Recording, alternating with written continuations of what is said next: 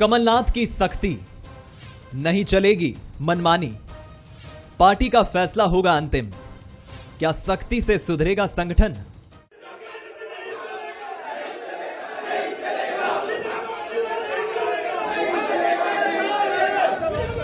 कुछ दिन पहले इंदौर जिला अध्यक्ष पद को लेकर प्रदेश कांग्रेस कार्यालय में जमकर हंगामा हुआ, लेकिन इंदौर के कांग्रेस नेताओं को पीसीसी में प्रदर्शन करना भारी पड़ रहा है। पीसीसी चीफ कमलनाथ ने प्रदर्शन करने वाले नेताओं को नोटिस जारी कर 7 दिन में जवाब मांगा है। कमलनाथ की सख्ती को संगठन में सुधार के नजरिए से भी देखा जा रहा है। शायद कमलनाथ सख्ती बरतकर ये संदेश देना चाह रहे हैं कि आलाकमान का फैसला ही सर्वोपरि है और पहले की तरह कांग्रेस में अब इस तरह के विवाद को जगह नहीं दी जाएगी। हर व्यक्ति ने अपने हिस्से का अच्छा काम किया है, हर व्यक्ति अपना अच्छा काम करना चाहता है। उस दौर में अगर कहीं थोड़ी बहुत आपस में पारिवारिक सब चीजें होती हैं तो ये हमारे परिवार का मसला है, इसमें कोई आपसी वैमनस्य नहीं है। ये बड़ी स्वस्थ प्रतिस्पर्धा है, कहीं कहीं छुटपुट कोई बात होती है, लेकिन हमारे परिवार का विषय है। हमारा बड़ा उद्देश्य सिर्फ एक है, हम सब कमलनाथ जी की सरकार बनाना चाहते हैं, तो छोटी मोटी बाधाओं को पार करके हम इसमें आगे बढ़ेंगे। अब जरा इंदौर के विवाद और उस पर कमलनाथ की सख्ती का मामला भी समझ लीजिए। दरअसल रविवार यानी 22 जनवरी को कांग्रेस ने नई प्रदेश कार्यकारिणी का ऐलान किया। इंदौर जिला अध्यक्ष की कमान अरविंद बागड़ी को सौंपी गई, लेकिन उनके नाम को लेकर विवाद शुरू हो गया, जिसके बाद उनका नाम सोमवार शाम होल्ड कर दिया गया और मंगलवार को इंदौर के कांग्रेस नेता भोपाल कांग्रेस कार्यालय पहुंचे, जहां उन्होंने जमकर हंगामा किया। फिलहाल अरविंद बागड़ी की जगह महेंद्र जोशी को अध्यक्ष पद का प्रभार दिया गया है। वहीं कांग्रेस में मची इस खींचतान पर बीजेपी को भी बोलने का मौका मिल गया है।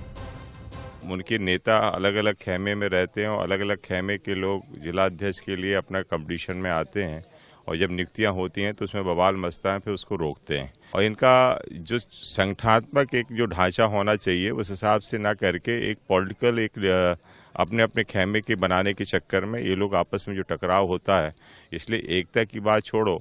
जब हमारे राहुल गांधी जी भारत जोड़ो के लिए चल रहे हैं, हम तो यही कहना चाहते हैं कि भारत तो बाद में जोड़ने की जरूरत है, पहले तो अपनी पार्टी को संगठित करें। बड़े शर्म की बात है कि इतना बड़ा शहर इंदौर, वहाँ कांग्रेस अध्यक्ष विहीन शहर बना हुआ है, जहाँ रोज सिर फुटबॉल जारी है, एक दूसरे के खिलाफ आरोप प्रत्यारोप जारी है। सारे दावेदार, कोई पत्रकार वार्ता कर रहा है, कोई एक दूसरे पे भू माफिया का आरोप लगा रहा है, कोई लेन देन का आरोप लगा रहा है, कोई पद बेचने का आरोप लगा रहा है। खुलेआम ही आरोप प्रत्यारोप जारी है।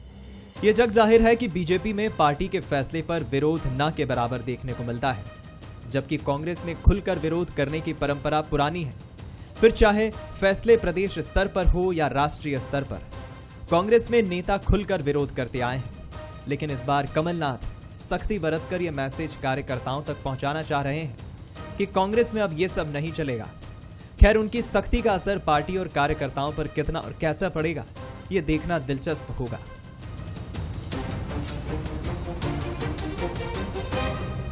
बंसल न्यूज के सवाल नंबर 1, कमलनाथ सख्ती बरतकर कार्यकर्ताओं को क्या मैसेज देना चाहते हैं?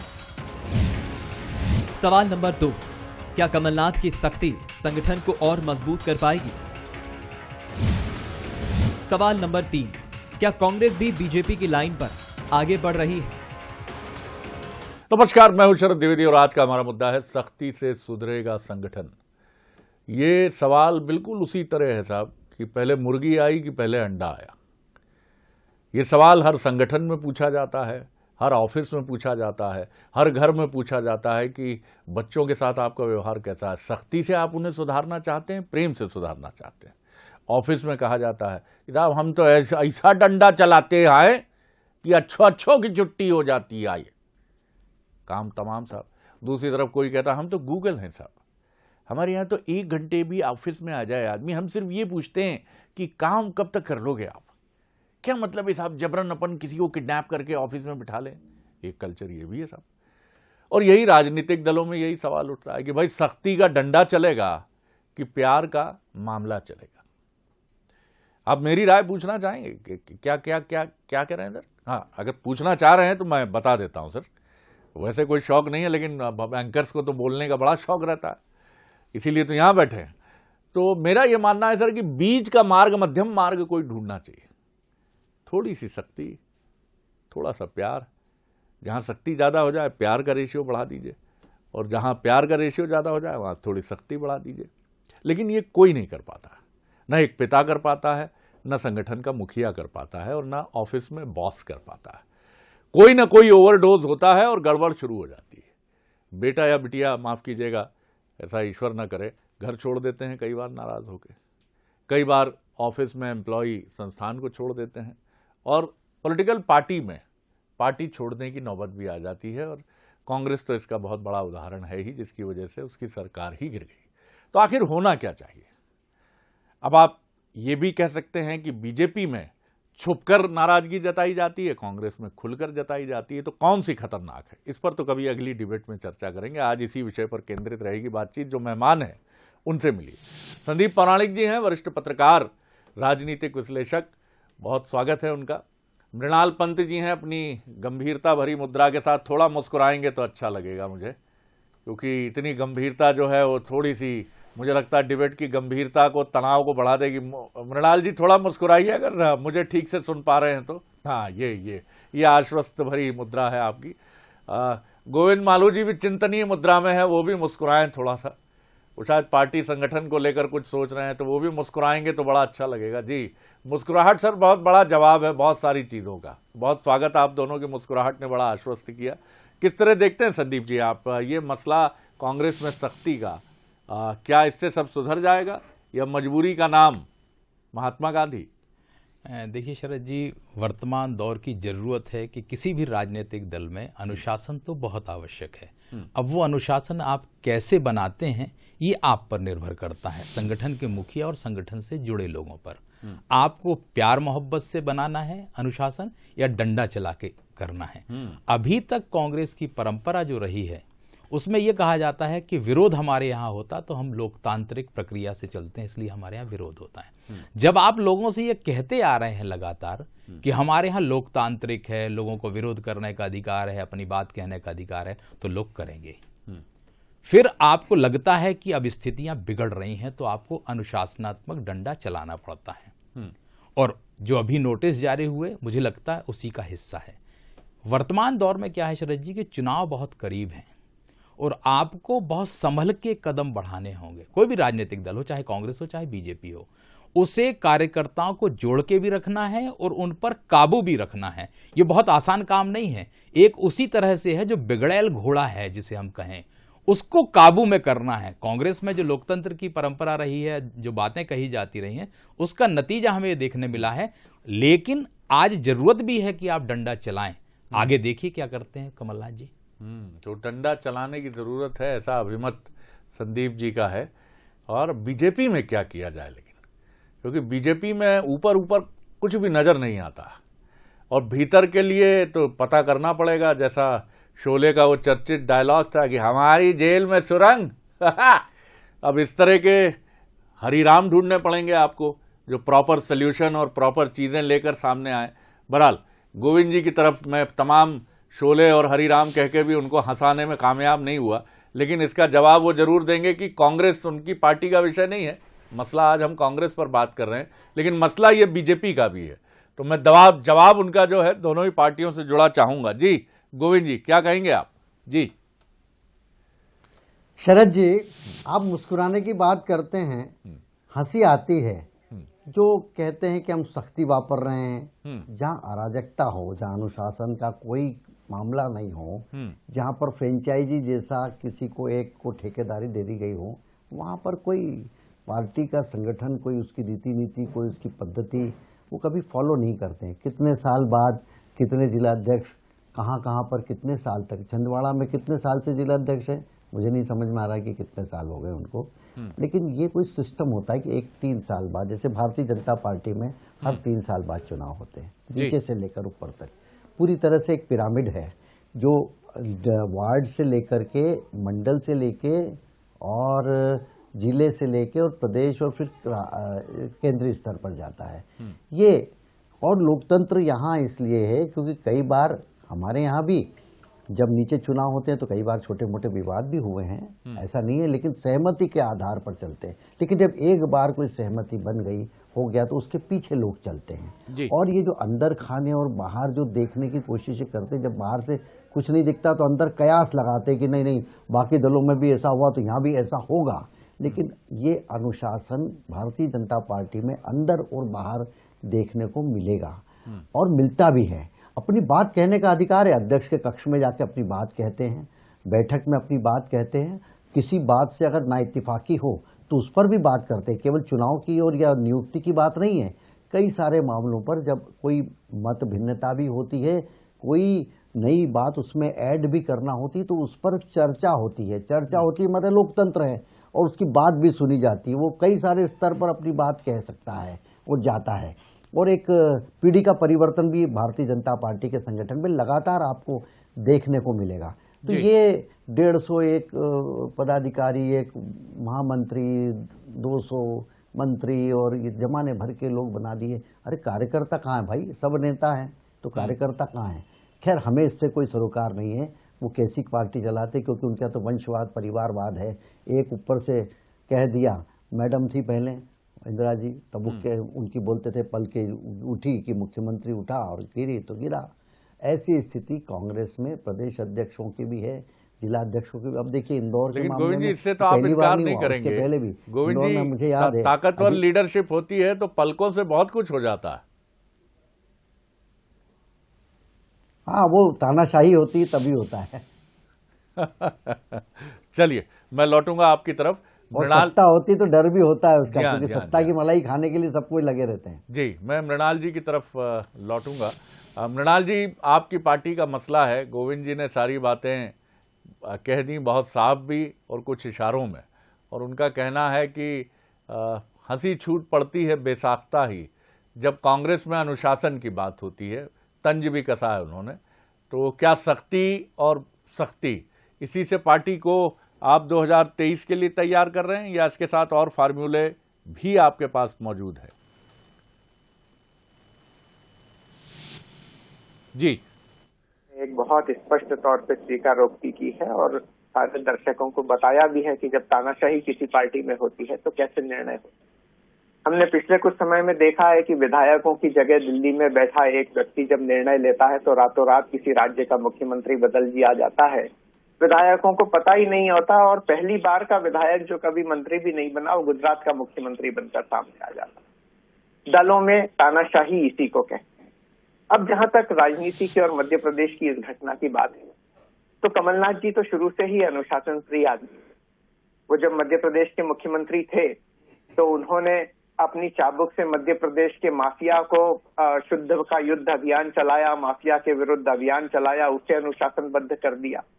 उन्होंने अलग अलग तरह की अफसरशाही को जो कहती थी कि कर्ज माफी नहीं हो सकती, बिजली बिल की माफी नहीं हो सकती, उसे न केवल अनुशासनबद्ध किया बल्कि अपनी नीति और नियम में भी ढाला। तो संगठन में भी ये करना उनके लिए आसान है और इसी प्रक्रिया में वो आगे बढ़। लेकिन इसका मतलब ये नहीं है कि कांग्रेस में लोगों की सुनवाई नहीं हो रही। इंदौर के प्रकरण में भी सामंजस्य बनाने की बात आई। जब कोई आशंकाएं सामने आई, जब कोई विचार लोगों के सामने आए तो उनकी पूरी सुनवाई हुई और सुनवाई का परिणाम ही ये हुआ कि एक निर्णय जो पार्टी ने लिया था उसे आगे के विचार मंथन के लिए स्टे भी किया गया। पर उसके बाद जब लोगों की सुनवाई हो गई, उनकी भावनाओं के अनुरूप निर्णय को होल्ड कर लिया गया, उसके बाद अगर इस तरह की कोई घटना हुई तो अनुशासन का संदेश देना भी जरूरी है और इसलिए इंदौर में ये कार्रवाई की गई। कमलनाथ जी इतने वरिष्ठ नेता हैं, केंद्रीय मंत्री तो रहे हैं, कई बार मध्य प्रदेश के मुख्यमंत्री रहे हैं। स्पष्ट संदेश उन्होंने कांग्रेस पार्टी के लोगों को दिया है और इसमें कोई कोताही नहीं है कि अगर सही तरीके से बात रखी जाएगी तो पूरी सुनवाई होगी, लेकिन अगर गलत तरीके से कोई बात मनवाने की कोशिश की जाएगी तो कम से कम कमलनाथ जी के रहते वो बिल्कुल संभव नहीं। चलिए संदीप जी, बीजेपी में अगर अनुशासनहीनता, तथाकथित अनुशासनहीनता या घोषित अनुशासनहीनता या कहीं पार्टी की रीति नीति के मुखालिफ होकर सामने आने वाला कोई भी किरदार कितना भी बड़ा नेता क्यों ना हो, वो जब सामने आ जाता है तो एक मान्यता ये भी रहती है कि फिर वो पुरानी पोजीशन को बड़ी मुश्किल से हासिल कर पाता है। और ऐसे अनेक उदाहरण आपको बलराज मधोक से लेकर आपको बीजेपी के परंपरा में मिलते चले जाएंगे। जनसंघ की बात है, बलराज मधोक, जो लोग उनके नाम से चौंके होंगे, नई पीढ़ी की मैं बात कर रहा हूं, तो जनसंघ के एक समय जनसंघ के मन प्राण से जुड़े बहुत ताकतवर नेता थे बलराज मधोक, लेकिन सिर्फ एक कदम उठा था गलत राह शौक में और तमाम पार्टी मुझे ढूंढती रह गई, मंजिल मुझे ढूंढती रह गई। शेर तो ये कहता है, बीजेपी में ये होता है। इसीलिए वहां एक डर, अज्ञात डर या घोषित डर भी रहता है। क्या लगता है आपको कि बीजेपी का यही डर उसकी ताकत है और उसकी कमजोरी है, और कांग्रेस में घोषित अनुशासनहीनता उसकी ताकत है और उसकी कमजोरी भी है? देखिए शरद जी, बीजेपी, जैसे मधोब जी की आपने चर्चा की, बात क्यों की?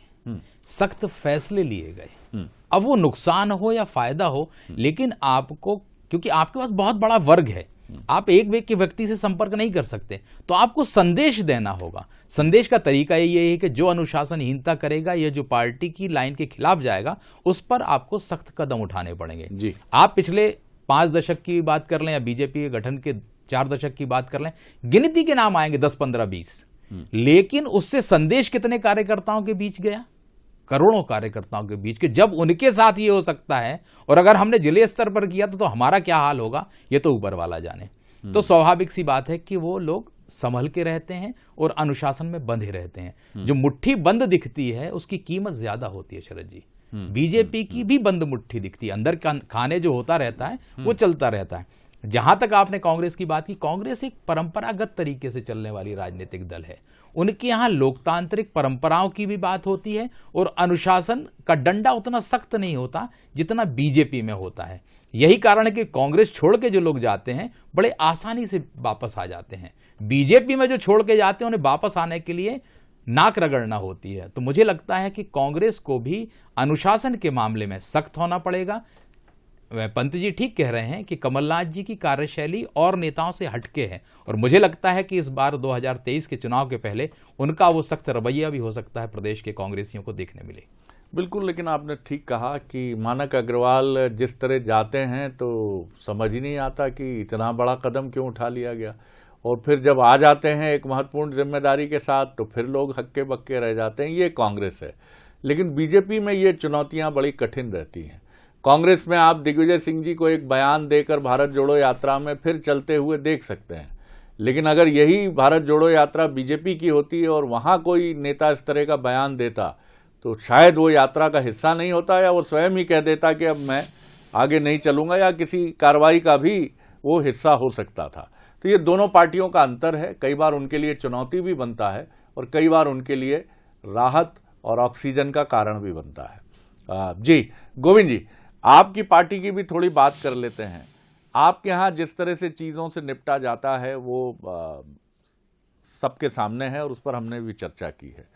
किस तरह आप देखते हैं 2023 के मंजर को, क्योंकि आपके यहाँ भी अनुशासनहीनता और तमाम चीजें देखी गई हैं 2018 के चुनाव में भी, और बीच में जिस तरह से, लेकिन वहां भी पैचअप की कोशिशें, जिस तरह जयंत मलैया जी के घर अभी सब बड़े नेताओं का जमावड़ा हुआ था और कैलाश जी ने तो जिस तरह खुलकर कह दिया उसके बाद कहने की कुछ जरूरत नहीं है, लेकिन ये घटनाएं घटती आपके यहां भी बराबर हैं। जी गोविंद जी। देखिए शरद जी, घटनाएं अलग अलग ढंग से उनको देखने का नजरिया अलग अलग है। हमारे यहाँ पर अराजकता नहीं है, अनुशासन है, और वो एक वैचारिक अधिष्ठान है, एक उद्देश्य के लिए काम करता है कार्यकर्ता और पार्टी। इसके लिए वो कोई वंशवाद या परिवारवाद या किसी एक आदमी के हंटर पर चलने वाली पार्टी नहीं है। यहाँ पर पूरी तरह से लोकतंत्र है, और इसलिए वो अपनी बात, मैंने कहा ना कि वो अपनी बात फोरम के अंदर बैठकर भी कर सकता है, अकेले में भी कर सकता है, लेकिन सड़क पर उसका तमाशा नहीं बनता। जिस तरह तमाशा कांग्रेस में लगातार बनता रहा है, कई जगह किसी का मुंह काला करते हैं, कभी किसी का तख्ता उलटते हैं, कभी किसी की वहाँ पर उसका जिंदाबाद मुर्दाबाद के नारे लगाते हैं। तो जो सड़क पर आने की बात है वह संगठन में नहीं होना चाहिए। यही अनुशासन और अराजकता में अंतर है। कांग्रेस कहती है कि अब तख्ते तो आप ज्यादा पलट रहे हैं, और इसीलिए देखिए, तख्ते तो खुद ही ने पलट दिए। अब वो कमलनाथ जी का कह रहे थे कि बड़ी सख्ती है, उन्होंने कहा उतर जाओ। जब वो बता रहे थे उनको भाई वायदे पूरे करो, उन्होंने कहा नहीं उतर जाओ, आप अगर सड़क पे आएंगे तो उतर जाओ, तो उतार दिया, उतर गए। तो ये सख्ती ऐसी नहीं होती है। सख्ती होती है आप किसी उद्देश्य को लेकर, किसी विचारधारा को लेकर, किसी अपने उस पार्टी के अधिष्ठान को लेकर आप अगर सख्ती करेंगे और अच्छे मन प्राण से आप अगर वो जो कह रहे हैं कि भाई वो ये ऐसा व्यक्ति है, वो वैसा व्यक्ति है, उसकी खिलाफत कर रहे हैं लोग, तो वो खैर इनका अंदरूनी मामला है, वो जाने। लेकिन भारतीय जनता पार्टी, मैंने कहा ना कि एक निश्चित पद्धति से चुनाव होते हैं बाकायदा, भले ही सहमति हो ऊपर, लेकिन चुनाव होते हैं जहाँ कहीं दो भी उम्मीदवार होते तो समझाइश के जरिए किसी को बैठाया भी जाता है और किसी को ये वहाँ तक उसी तक सीमित रहता है, मंडल में, जिले में और प्रदेश में भी। इसलिए कोई ऊपर से ये नहीं करता कि जिले का अध्यक्ष ये होगा। इसलिए भारतीय जनता पार्टी एक वैचारिक अधिष्ठान का संगठन है जो किसी उद्देश्य के लिए काम कर रहा है। अराजकता का कोई स्थान नहीं, अनुशासन का जरूर है, और उसके लिए डंडा भी चलाना पड़ता है, हिदायत भी देनी पड़ती है, नसीहत भी देनी पड़ती है, मृणाल जी, और उसके लिए हमारे पास कई स्तर की व्यवस्था भी है। मृणाल जी, इसलिए हम हमारे में और कांग्रेस में यही बेसिक अंतर है, जो कांग्रेस का अंतर जो सड़क पर दिखा वो। लेकिन एक समानता भी हम जैसे अज्ञानी समीक्षक देखते हैं दूर बैठकर कि गोविंद जी को भी समय रहते स्थान जिस रूप में उनकी अंदर की अपेक्षा होगी वैसे मिलना चाहिए, और मृणाल जी को भी मिलना चाहिए। और दोनों ही पार्टियां, मुझे ये कहने में संकोच नहीं है, कारण भिन्न भिन्न हो सकते हैं, लेकिन इसमें विलंब हो रहा है, और ये कार्यकर्ताओं में, दोनों ही पार्टी के कार्यकर्ताओं में ये असंतोष का कारण कहीं ना कहीं बनता है। लब सी लेंगे, कुछ ना कहेंगे, ये तो सबको सिखाया गया है, हमें भी सिखाया गया है कि आप मांगिए मत, मिलेगा समय आने पर। लेकिन वो समय कब आएगा, और क्या रोटेशन की कोई प्रक्रिया नहीं होनी चाहिए?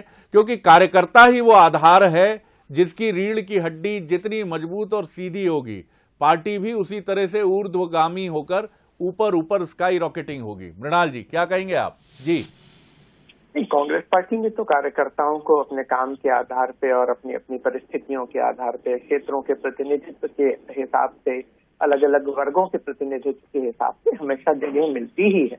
और कमलनाथ जी की पिछली सरकार में भी और इस संगठन में भी इन दोनों ही बातों को स्पष्ट तौर पे देखा जा सकता है। गोविंद मालू जी के लिए मैं जरूर शुभकामनाएं देता हूं और आपकी बात पे सहमति व्यक्त करते हुए अनुरोध करता हूं भारतीय जनता पार्टी के नेताओं से कि उन्हें और उनके समान और सक्षम नेताओं को जिम्मेदारी दें। मुश्किल से कुछ महीने चुनाव में बचे हैं, अब निगम मंडल और बाकी जगह जहां कार्यकर्ताओं को सम्मान दिया जा सकता है वहां सम्मान दे, और कांग्रेस से गए हुए लोगों को ही पूरी मलाई चाटने का अवसर नहीं दिया जाए।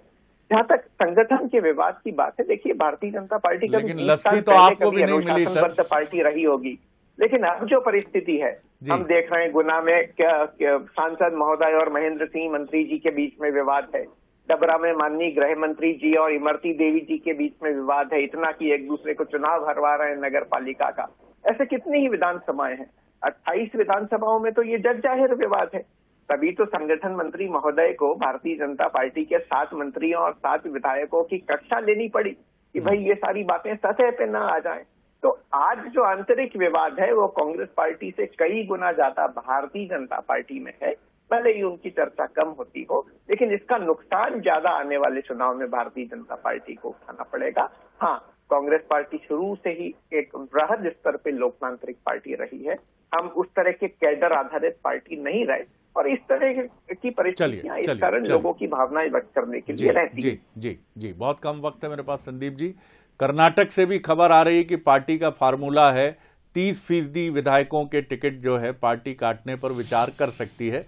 कोई कंफर्मेशन नहीं है, लेकिन ऐसी खबरें हैं। तो क्या गोविंद मालू जी के लिए बीजेपी में प्रबल संभावनाएं, 30% टिकट, 35% टिकट अगर कटेंगे, और कमलनाथ जी भी दावा करते हैं नए चेहरे, तो मृणाल जी के लिए भी संभावना है, क्योंकि दोनों पार्टी की संभावनाएं स्वच्छ चेहरों पर टिकी हैं, गोविंद जी पर टिकी हैं, मृणाल जी पर टिकी हैं। शरद जी, ये बात बिल्कुल सही है कि बीजेपी हो कांग्रेस नए चेहरों पर दाव लगाने की तैयारी कर चुकी है। बीजेपी तो साफ कह रही है कि वो बड़े पैमाने पर टिकट काटेगी। कमलनाथ जी की तरफ से भी जो संदेश आ रहा है, संभावनाएं दोनों लोगों के लिए हैं, शुभकामनाएं भी मेरी ओर से दोनों लोगों के लिए हैं। इससे अच्छा समापन का प्रसंग कोई हो नहीं सकता कि हम दोनों ही हमारे राजनीतिक मेहमानों को शुभकामनाएं दें कि हालांकि उनके राजनीति में आने का अभिष्ट ये नहीं है कि वो। शुभेच्छा के लिए धन्यवाद। जी, बिल्कुल गोविंद जी, और हम इसलिए भी चाहते कि आप दोनों राजनीति की परंपरा के एक वरिष्ठ पीढ़ी के और एक हाल में खुश रहते हैं शरद जी। ऐसी युवा पीढ़ी के सदस्य हैं जिन्होंने कभी कुछ मांगा नहीं है लेकिन जिनकी योग्यताएं निर्विवाद रही हैं, तो इसलिए ये हमारे ये कहीं कोई इसमें और कोई भाव नहीं है, सिर्फ सदाशयता का एक भाव जिस दिन होगी उस दिन सब उपयोग हो जाएगा। बिल्कुल सही बात है। बहुत शुक्रिया मृणाल जी, बहुत धन्यवाद गोविंद जी, बहुत धन्यवाद संदीप जी।